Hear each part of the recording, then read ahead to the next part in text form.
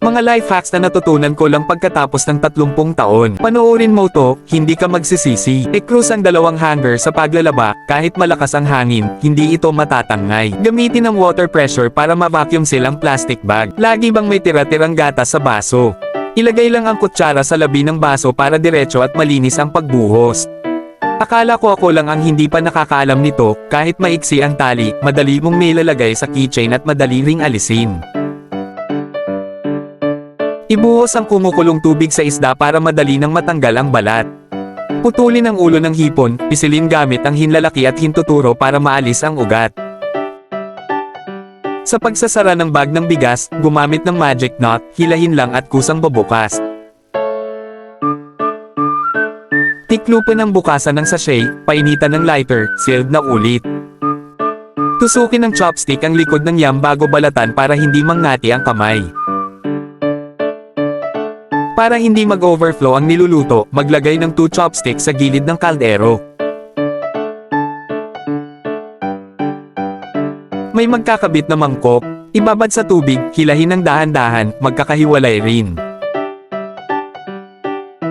Walang mosquito coil holder. Gamitin ang tongs, sindihan gamit ang lighter, ayos na. Madaling mabulok ang saging.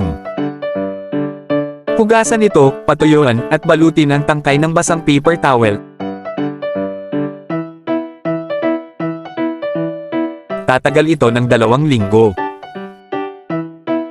Magkasama dapat ang patatas at mansanas, pinipigilan ng amoy ng mansanas ang pagtubo ng patatas. Para hindi bukbukan ng bigas, lagyan ng star anise at luya sa loob ng face mask, panlaban sa insekto.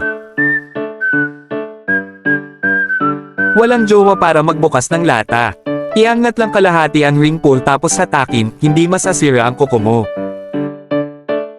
Hirap buksan ang canned food. Pagsabayin ng kamay sa magkabilang gilid, i-cruise ang hintuturo at idiin, bukas na agad.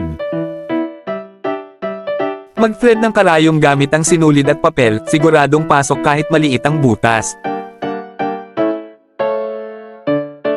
I-wrap ang mahabang sinulid sa gunting, hawakan ang maikling sinulid, hatakin at magsasanib na sila. May tirang beer. Punuin, takpan ng paper towel. I-roll para masil, kahit baliktaran, hindi matapan. Follow me for more practical life hacks.